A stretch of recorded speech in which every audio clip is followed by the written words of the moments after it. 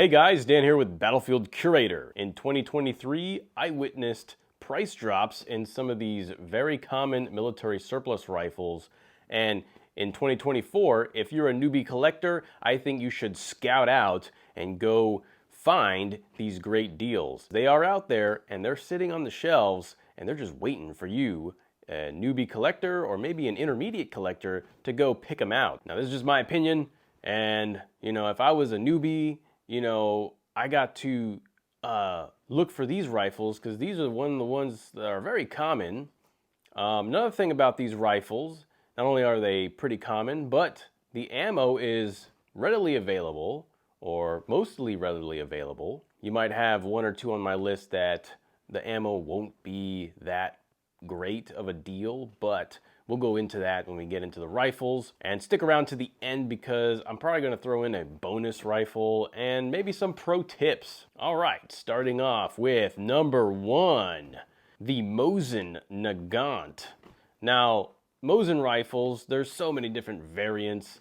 During the pandemic, we saw them go to astronomical prices. I personally witnessed them sell for over $900, pretty much $1,000.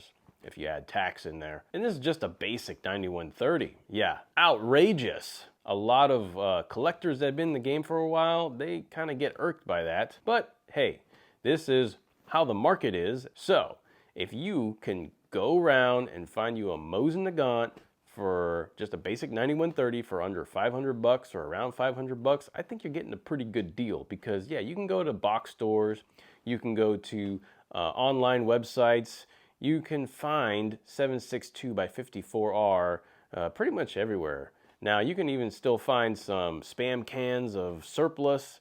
You could still find Tula ammo, which is pretty cheap. So not only can you find it, it's really cheap ammo too. So I think overall, if you can find a Mosin Nagant rifle of any sort, an M91, 9130, even some finished Mosins I've seen sell for under $600, $700. So if you can get yourself a nice Mosin this year as a newbie collector and you can get it for a really cheap valuation, I think that's probably going to be one of the best things you can do right now before they go up in value in the years to come. All right, number two on my list might be a little bit pricier in general because it is a semi-automatic, but there are cheaper ones out there around the $500 to $600 range. Now we're talking about the Chinese SKS. This SKS is looked down upon because it's made in China. Now, you can probably find some that are also 26 that are older in the 60s and the 70s that might be of higher quality build, but necessarily not all Chinese SKSs are crap. Honestly, Chinese SKS, I've got a few and I like them because they run reliably. You don't have to worry about steel cased versus brass. You can pretty much pick up 7.62 by 3.9 at any box store, just like 7.62 by 54R. You could probably find it at most box stores, most gun stores. You can go online and find it. It's readily available. It's a very common cartridge, and it's still used in weapon platform systems today all around the globe. Trying to find a Chinese SKS at gun shows, they're going to be high price. Skip the gun shows. Try to go around to different shops and see if you can find one for a pretty fair value. Now, some might come with a reproduction stock, like a new production stock, like a synthetic stock. But even then, you could find an original stock over time and put it on there. There are a lot of those original stocks floating around, guys. I think I've got one or two myself, just hanging out, waiting for a chassis. So yeah, if you can find yourself a Chinese SKS for under $600, I think that's going to be a great deal for you newbie collectors out there that are looking for something to get your hands on. All right, number three on my list is to pulverize that like button and subscribe for the algorithms. Really helps out with the channel, guys. Definitely appreciate it. Check out the link in the description.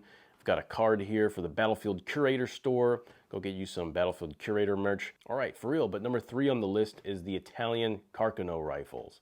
Specifically, I'm going to say the ones that are getting imported into the country right now from Italy. Carcano rifles have been pretty cheap throughout history. These Carcano rifles, just nobody wanted them for the longest time, but because now they are the last World War II surplus rifle that you can get for really cheap that's still getting imported into the States, yeah, why wouldn't you want to get a Carcano rifle? Royal Tiger Imports is getting these right out of Italy right now, and they are a pretty good deal. For around 250, maybe 300 bucks tops, you can get the Cavalry carbine, or you can get the TS carbine, and I think you can even get a Cavalry carbine in like a lower condition for around 200 bucks or under 200 bucks. Now you have to keep in mind that these do take an M-block style clip, so you're gonna have to get yourself one of those, or maybe a few of those. And then the biggest thing, just because the rifle's cheap doesn't mean that the ammo's cheap.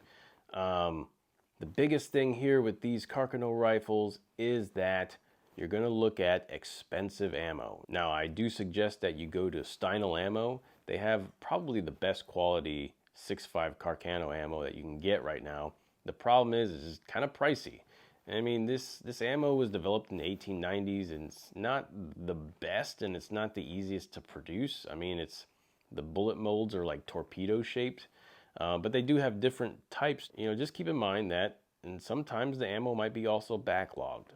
So just keep that in mind. And full disclosure here, Steinel Ammo has sponsored a lot of my videos in the past, and they still continue to sponsor my videos. So if you just want to pick up some ammo from military surplus rifles that you have, go check out Steinel Ammo. They have a whole abundance of different types. All right, and just a caveat, guys, I really don't recommend these for extremely new collectors and enthusiasts to go, especially to go and take to the range for the first time and just try to use it like any old other rifle. You need to do a lot of research into how these Carcanos work. If you go to the Koba 49's YouTube channel, he's got a lot of great videos on all the different nuances that you have to watch out for with these Carcanos. So like, just to name off a few, the clips sometimes will be a little janky. It's kind of hard to load them in sometimes. Sometimes you got to go and get some surplus ammo and use the clips from the surplus ammo because they work really well, at least from my experience. The actions might not always be the best. They're not very smooth sometimes. Now, every so often you might get one that is actually really good and it works really well. I've taken quite a few of mine to the range, and some of mine honestly aren't the best. I've got some really bad ones that have really bad bores that keyhole at 50 yards, and I've got some really good ones that can shoot 200 yards no problem. Also keep in mind that there's a certain way that you have to aim these. So like, if this is your V-notch rear sight, you're going to put that front sight at the very bottom here, and that's where your point of aim is, in the middle of this. Usually it's like you have to imagine your target being in there somewhere, and that's where you're going to hit, or maybe even up here. Every Carcano is a little different. Some people have modified theirs. The Finnish modified the M38s with a taller front sight post. I also make sure when I order these from Royal Tiger Imports that I do the hand select bore. When you try to shoot these with a bad bore, you're just wasting ammo, you're wasting money. If you take these to the range a lot, I do like taking these to the range. And the ammo is pretty expensive. Also, speaking of Royal Tiger Imports, they also have Carcano rifles from Ethiopia. Those are going to be in worse exterior condition and probably going to have bad bores or close to bad bores. I've only gotten one from them, and it's got a pretty decent bore. I wouldn't say it's the best, but I wouldn't say it's the worst. But yeah, just keep that in mind. That's why I'm saying get the ones from Italy. So really, I'm only suggesting these because they are really cheap and they are abundant right now. Other than that, sometimes you might get a really good one, sometimes you might get one that's a little janky, or sometimes you might not get the right clips, or sometimes you might have to wait a while till you get that good ammo. And just for the record, because you guys keep asking, no, Royal Tiger Imports doesn't sponsor my videos. I don't get any kickback, I don't get any discounts, I don't get anything, I don't get any money from Royal Tiger Imports. So there it is, full disclosure.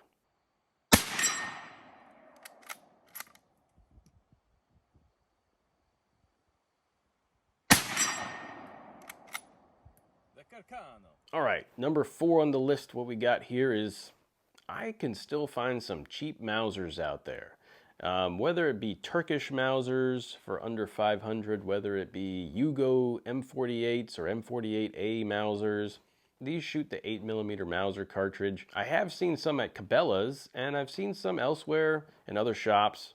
So 8mm Mauser is out there. The thing is, not too many people are too enthusiastic about Mausers from the Ottoman Empire or Mausers from Turkey. There might be some other Mausers out there that you can find that might be pretty cheap as well. You might be able to find a Spanish Mauser for pretty cheap. You might be able to find some other Mausers in 8mm out there that are pretty cheap. And I mean, there's still surplus out there that people are finding on a daily basis. That's really cheap. That's like 50% under what market value is. Let's see what we got.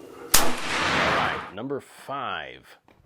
M1 Garand, specifically from the CMP. Now, if you're a newbie collector, you've probably been to Cabela's. You've probably seen that $3,000 ridiculous price tag on an M1 Garand and been like, this is the holy grail surplus rifle. No, they're pretty abundant. Just go to the CMP store if you live somewhere near Alabama, or if you live somewhere near Port Clinton, Ohio. You can go to the CMP store in person there. If you meet certain requirements, you can purchase those rifles, and they have racks full of them.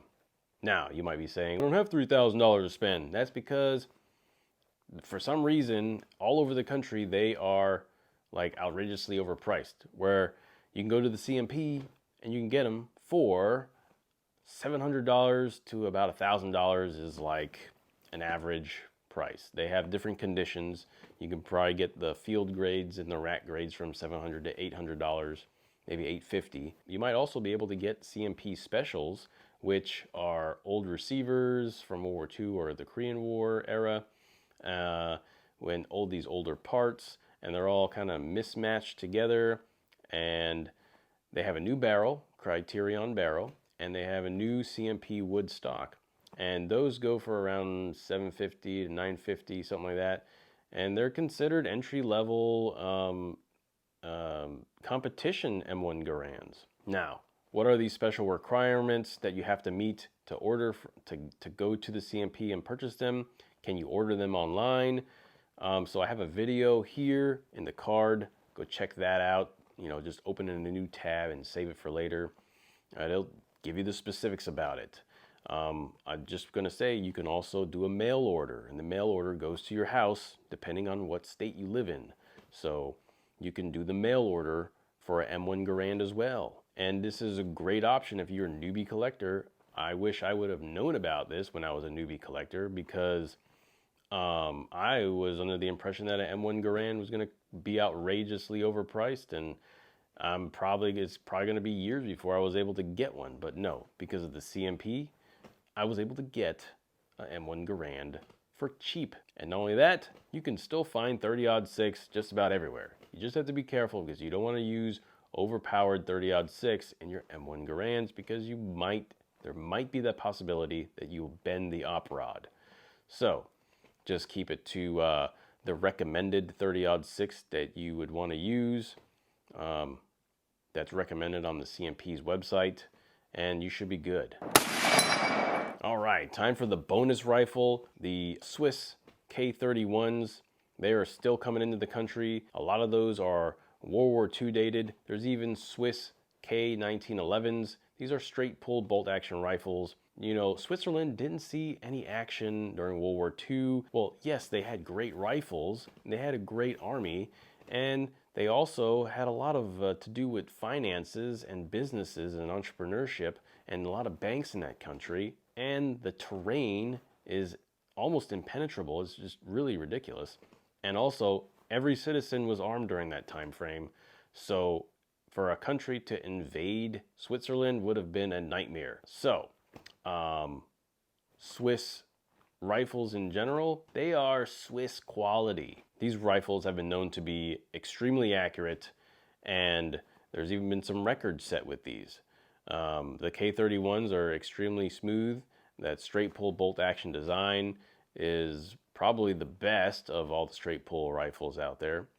And the 7.5 cartridge is a really decent cartridge, really good cartridge.